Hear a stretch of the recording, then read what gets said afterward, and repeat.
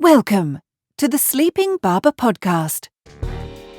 Bada bing, bada boom. Bada bing, bada boom. We're back. We're back. You got this, buddy? Honestly, this cough is making me crazy. I'll try not to make you laugh the entire episode, I promise. Okay, thanks. V, why don't you take it from here? Welcome back to another episode of our Barber's Brief. If you're a new listener, we use this forum to discuss marketing and business news that have caught our eye in the last couple of weeks. We like to highlight our marketing moment. We get into an audience Q&A and obviously like to end with our ad of the week. Yes. Mark, good evening. How are you? V, good evening. I am good, other than this cold, which, dear listener, you might hear me hacking and coughing. So I'll try and put my mic on if that happens. But fair warning, I got some kind of bug. From surfing in Tofino, actually, I got Which cold, was kind of incredible. Which was pretty awesome, yeah. It was pretty awesome. My big 5-0, so that was fun. I got to hang 10 with my buddies and family, and that was good. I don't think there's any better way of actually celebrating a birthday, surfing, being with friends. Yeah, it was good. It was really good. I even stood up a few times. Like, what? I don't really call what I do surfing, but it was Kneeboarding? It was an approximation of the sport. I had the board. I had a wetsuit. I sometimes stood on the board while incredible. a wave was under me, pushing me forward. It was good. Hey, Yeah, that's all that matters. it was really good. By the way, before we get into the news, this is episode 80, Mark. Yeah, that's pretty good. That's pretty good. Yeah, That's like a self high five there. yeah. I would. Yeah, virtual. Virtual high five. Yeah, for a couple guys that just wanted to like put a mic in front of each other because we kept talking about the shop. Yeah, that's Exactly. that's pretty committed. This is great. Yeah. Well, congratulations, V. Congratulations to you too. And everyone that's actually joining us and listening. I think that's incredible that you Yeah. guys stick around and listen to us week after week. We Yeah, appreciate it. yeah, we do appreciate it. What is it? What was it? Thanks for keeping us in your ears. I think so. Yeah, I like that line. Thanks for keeping us in your ears, There you San go. Diego. Yeah. Anyways, you're first up in the news. What do you got? Yeah, so there's an article I saw on WARC. I think it was referenced from somewhere else, or maybe even Tom Roach LinkedIn post, but it was talking about measuring the relationship between brands and AI models. So AI, but this one is a little bit different in the sense that obviously everyone's talking about AI. There's all these models that are appearing, ChatGPT type of generative AI models. Mm-hmm. They all need to be trained. People are using them in new and different ways than they have before. Some of the training database and like LLM, what's that, language learning model? Yeah. Yeah, is going to be scraped from the web, things like Yep. reviews. So there's intent signals that potentially are in there, reputation information. And so we've in the past used measurements like share of voice and share of search. So what Tom and the team at Jellyfish are looking into is a new model based on AI, which would look at share of model. Mm-hmm. So how much does your cumulative total imprint online Right. influence the models, the generative AI models that are searching and generating results? So kind of an interesting idea. I hadn't heard anybody talking about that yet. Makes sense. It does make sense. It's still super early. And I think Tom had made mention that it's really just theory and it's only good and if it can be later linked to things like market share and predictive of things like market share. But they did that with share of search, like James Hankins and Les Binet. That's true. Have done that with share of search. So, there's some interesting opportunities with that. That is actually really interesting. I'll be curious to see how this evolves because I think Yeah. when you think about is it learning language model, language learning model? I think it's language learning models as they continue to evolve. Obviously, it's basically computing. I saw this rant on AI. Large language saying, model. There you go. Large language model. There it is. You're right.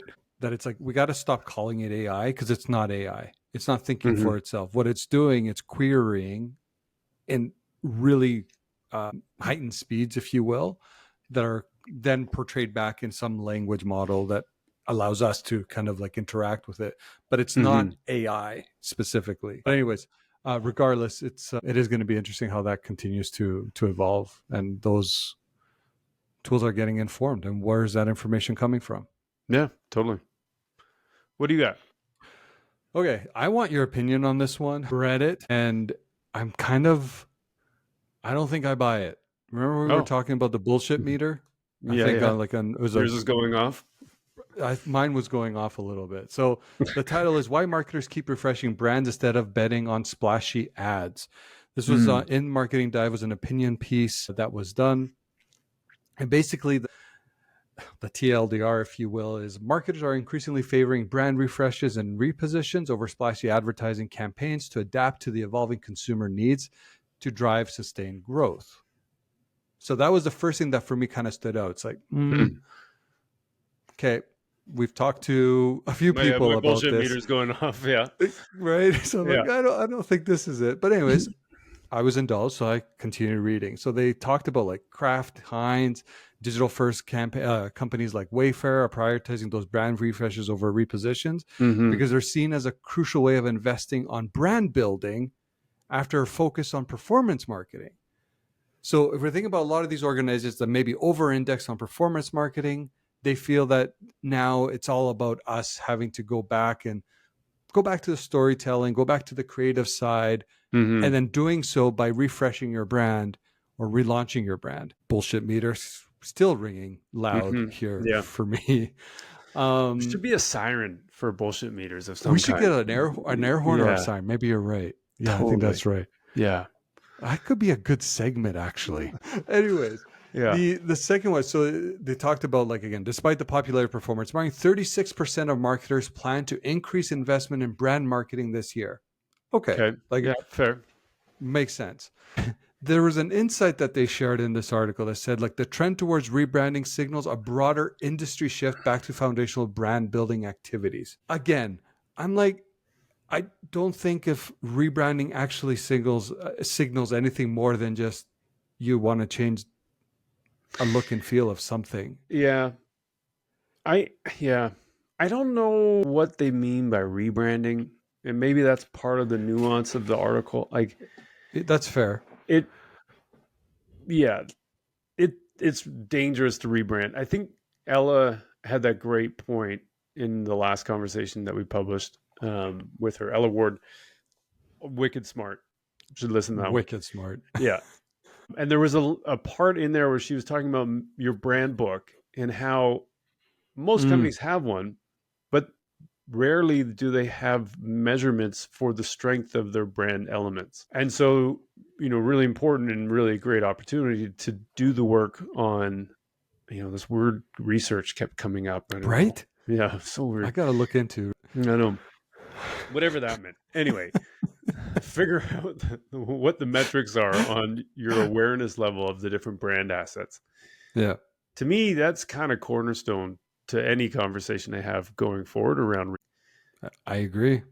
I'm truthfully not against the idea as much as I used to be now, because I'm armed with a little bit of that information, which is what is the most effective assets that you have, or that you have, and rank them by their effectiveness in terms of its ability to get a person to recall.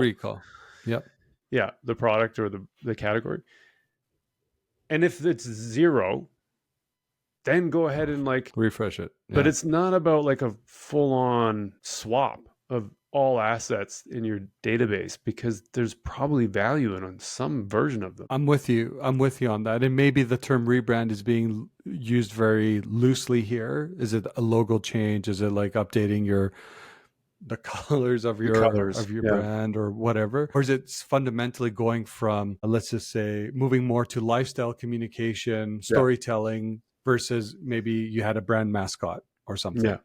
Right. And remember, Ella also talked about you add to your palette. Yeah. So it's better to add to a palette versus just kind of going back to the drawing board completely. So and maybe that could be the rebranding, right? Like maybe that's what they meant. Yeah, maybe. But anyways, a couple of interesting points to me were that 36% of marketers plan to increase investment in brand marketing this year. And aligned.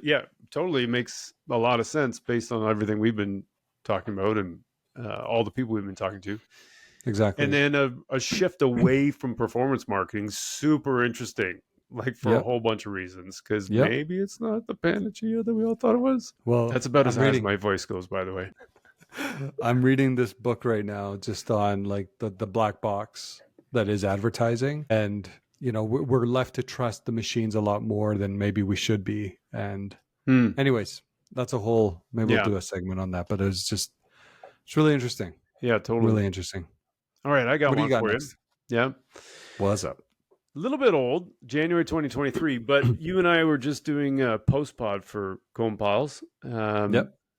And so he talked about Diageo, and I'm like, yeah, that was really interesting, the effectiveness versus efficiency grid, the 2x2 grid. So I started looking up information about that. Didn't find that exactly, but there was an article in Marketing Week from January 2023 talking about Diageo committing strong marketing investment as efficiency improved.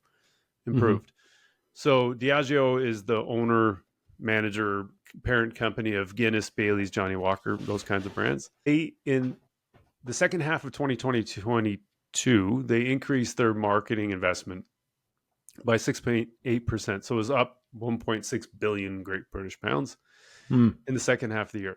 On an earnings call, the CEO then cited their commitment to the advertising investment and doubling or strengthening that commitment, even after he referenced a 50% reduction or an improvement in efficiency, like cost per 1,000 on a lot of their digital views. And so to me, I was like, well, if you're saving all the money, a lot of people would just go, no, we're going to save the money and cut that marketing spend.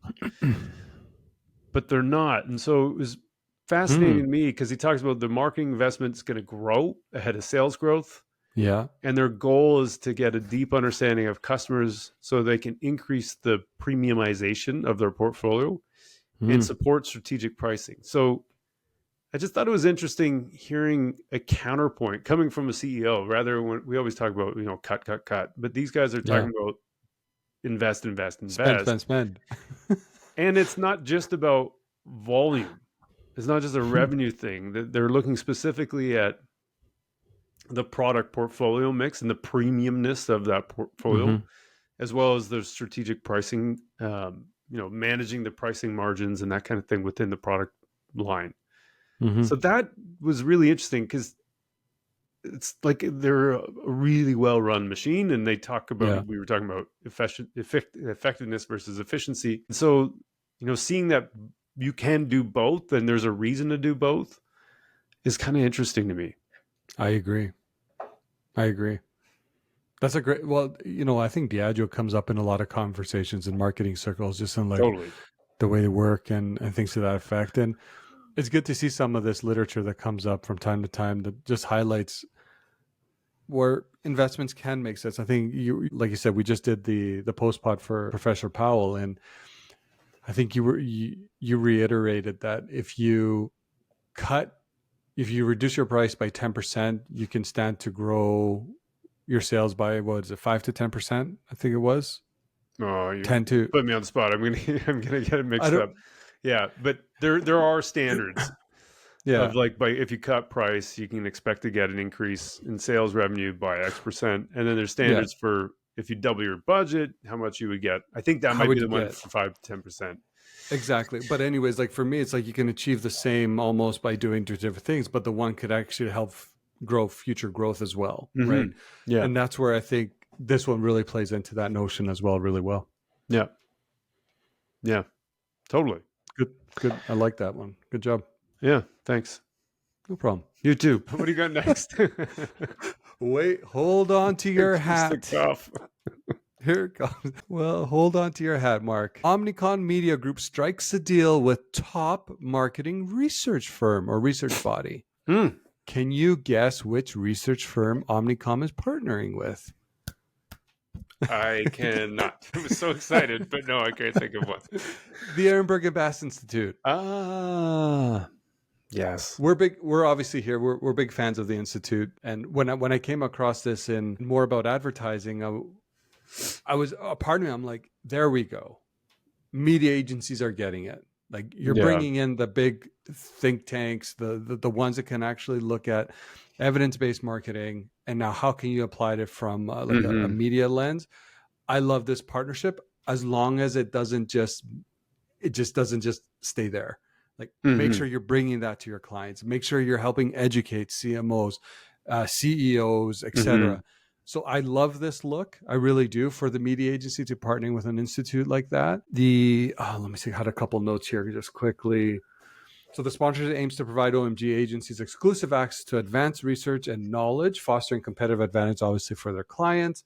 Yeah. Even though, again, a lot of this material is probably available if you wanted to access it or purchase it from the institute itself. I'm sure there's going to be nuances there. What's also interesting is that competitor, so WPP or Group M, competitor of Omnicom, recently announced a similar collaboration with Tesco's media division. So again, I think you're seeing the media landscape start shifting a little bit, which is great because they're forced to evolve in this new state. I think this is a good look for the industry, that we're leaning a lot more on evidence-based marketing moving forward. And I would applaud the strategic move by Omnicom. I really would. Yeah, we talked about, using Facebook data to answer everything. And I think for the early part of the digital era, we did rely on digital channels to tell us how digital works and how it should be measured. And I think what's interesting now is that, like with this as a sort of point in time, you see the think tanks coming in going, here's the science, here's the evidence, here's how to use it. And now you're seeing some of the channels like LinkedIn also supporting this. And then TikTok did something similar, recently published some stuff around this line. Facebook also published some stuff around that marketing effectiveness. So it's interesting to see more collaboration between research-based insights. There's that word, evidence-based insights, and helping make media buying decisions and media planning decisions. Man, exactly. I love it. Yeah, it's pretty Absolutely cool. Love it. The revolution will not be televised. No. It's already happening. It'll be recorded on a podcast. On the Sleeping Barber, stay tuned. Yeah. Okay. Marketing moment. What? Yeah, you were tasked with finding another case study for us this week. This one came up. I don't know why I remembered this just this week or today, but there was a woman by the name of Mary Wells who passed away in May. So she was 95. She was the first woman to own and run a major national ad agency, Wells Green Rich, and the first female CEO of a company listed on the New York Stock Exchange.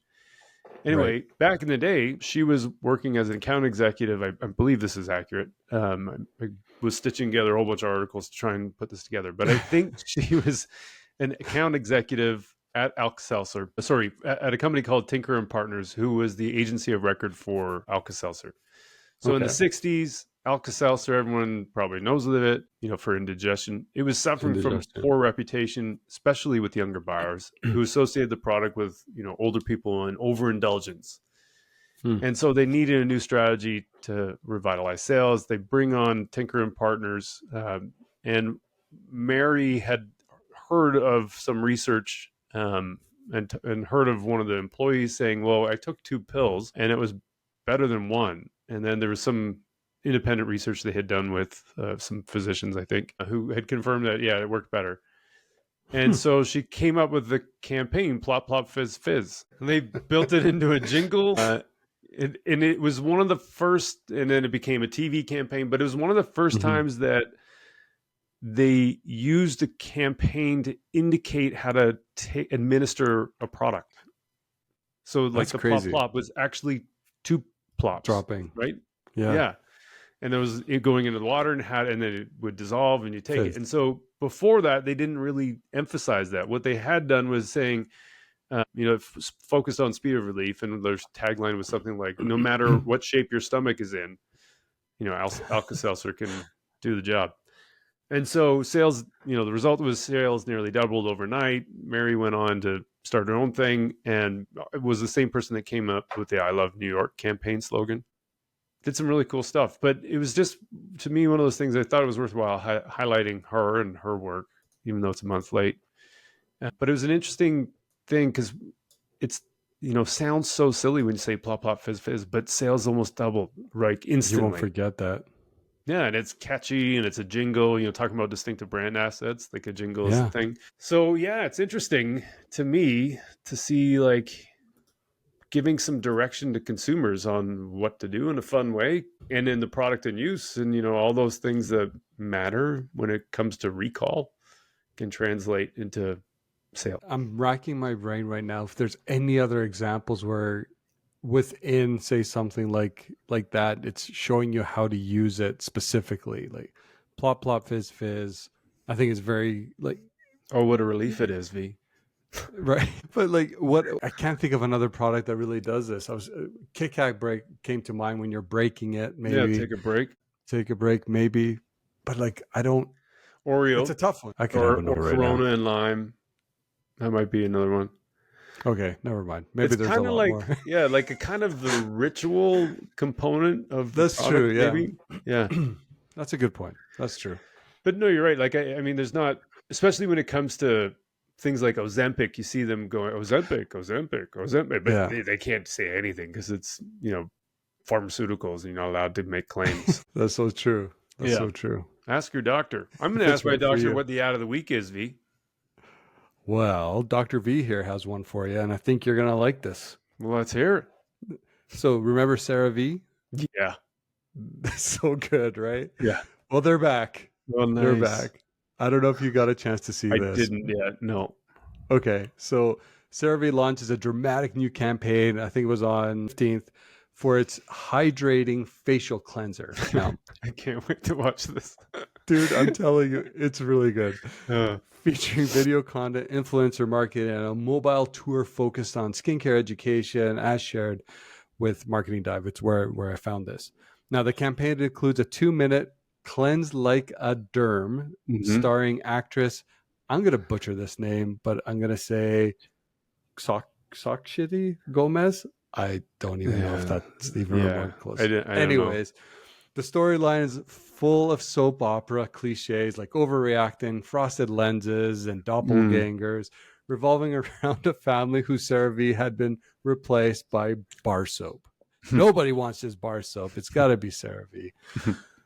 Anyways, it is an incredible ad. It's the one that you'll see that I'm going to link in the show notes. It's 2 minutes, but it really does a great job on playing off of this like soap opera kind of idea, and it's really well done, well executed. Yeah, man, awesome. You got to see it. Yeah, I'll check it out for sure. Next week, yeah, is a good one. Yeah. So we were talking about Professor Colin Powell's. He's here next week. We're not here next week. We're releasing the episode next week. He joins us live in the studio. Yeah, to record live. Although we should try that sometime.